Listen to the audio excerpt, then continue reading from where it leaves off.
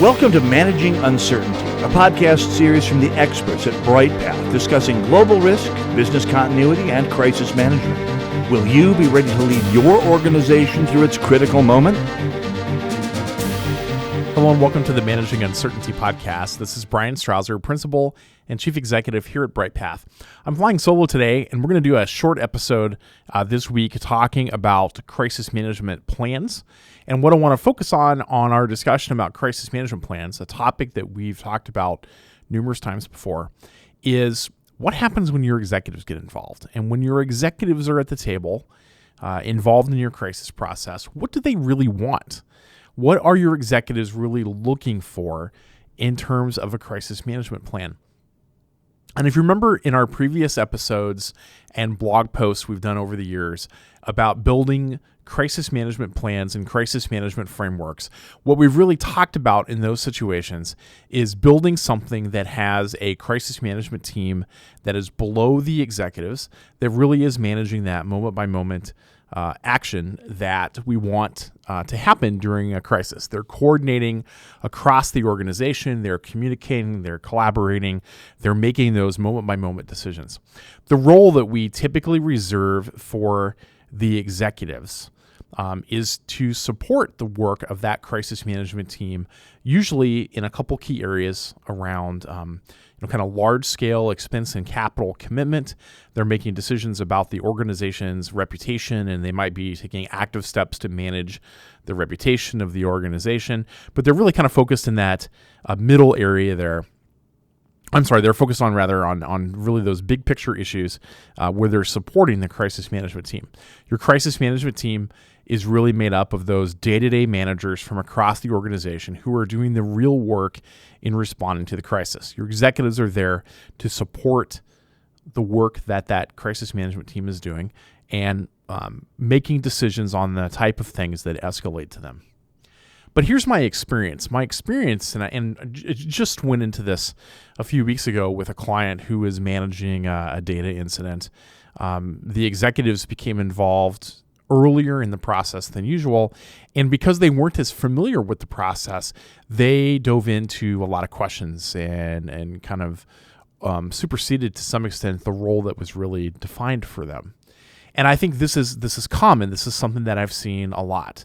Where I see in exercises, in particular in exercises where the executive management team begins to participate, and almost without fail, we see them try to make up the process as they go along instead of following the crisis plan that has been put together and assembled with roles for their role as an executive.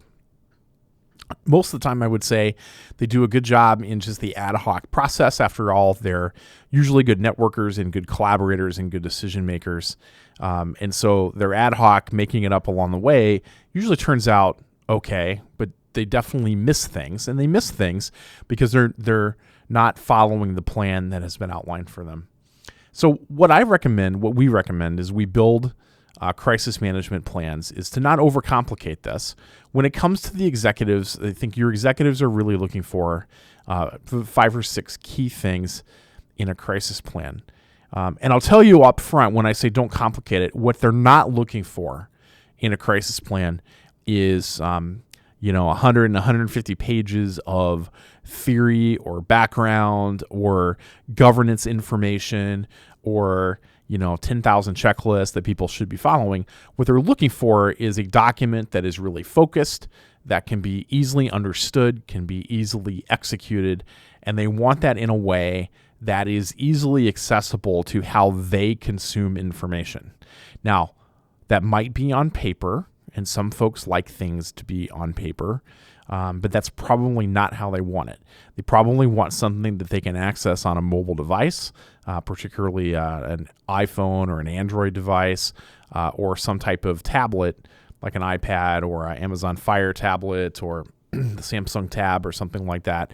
So you're probably thinking here about PDFs or other things that can be put in a secure online location that allow them to get to it. So you want to make sure that you're getting it to them in a way that they're going to use and access. And by all means, as you think about how to assemble this, you might be thinking about something that's more graphical, more infographic driven, with supporting information that really backs up that graphical description.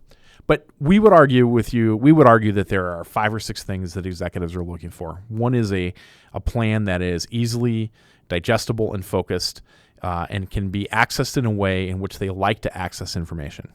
The second is a framework. The framework that helps them understand their position, their role in the process, that lets them respond quickly and effectively and understand where they fit in the process.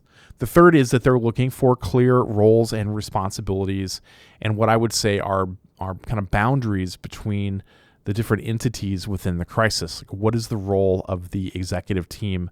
What is the role of the crisis management team, the CMT? And what decisions are authorized at each of those levels? Again, in a simple way.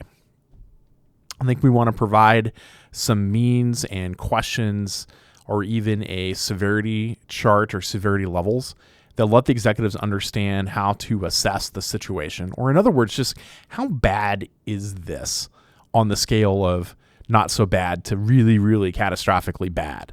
What are the severity levels? Like, where are we today? Are we at level 2 and that's a yellow, but we're trending towards level 1 and that's red, and now the survival of the company is at stake? But what are those tools or methods that allow them to assess the situation? The next, I'm not really sure if you might think of this as checklists, or maybe it's more reminders or lists of things to consider.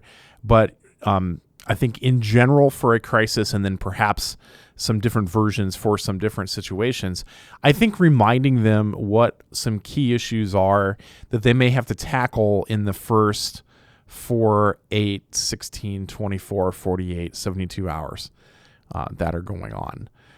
So for example, in a general crisis, initially you're really concerned about the response and you're thinking about life safety. Is the team okay? Do we need to take some steps to make sure the team is okay? What are the condition of our assets? But over time, those questions become more specific and it helps you understand the broader impact. So I think those are those kind of questions and those key issues are important. And then lastly, giving the executives a method for understanding what communication processes are going to be tied to this. That might be just a brief description of your crisis communications process or your outside firm that's going to get involved and assist from a crisis standpoint. Those are the kind of things that from a communication standpoint, that I think your executives are looking for. And then lastly, the sixth thing is, I think, looking at a brief description of the after action process, at least referencing that there is one, and how you use that to capture lessons learned to improve for the next type of crisis that you're going to be faced with as an organization. Again, your executives are not looking for a 150, 200-page plan. They're looking for a strongly focused document that they can access in the way they like to access information, in a way that's executable, and where you can use graphics or infographics with some supporting information. That's the way to go with that. If you've worked with your executives before on a plan and maybe they didn't buy in or they seem confused, I wouldn't mistake their pushback as taking the stance that they don't want a plan. I think it's an opportunity to look at how the plan is constructed and is it built in a way that's easily accessible and executable at that level and easily understood, and make revisions to your plan to make sure that you're meeting what those needs are that they're articulating in their feedback or in their pushback. If you deliver a clear and concise, actionable plan that's easily understood and easily executable, doesn't have a bunch of unwanted information in it, then I think you're really delivering what your executives need, and I think you're putting them in the right position within that crisis management framework that you're working on within your organization. That's it for this edition of the Managing Uncertainty podcast. We'll be back next week with another new episode. Thanks for listening. Thanks for listening to this episode of Managing Uncertainty, produced by the experts at Bryghtpath. To receive notifications of new episodes, join our newsletter at bryghtpath.com or subscribe through your favorite podcast player, such as iTunes or Google Play. Learn more about the services and trusted advice from Bryghtpath by visiting bryghtpath.com. That's BRYGHTPATH.com.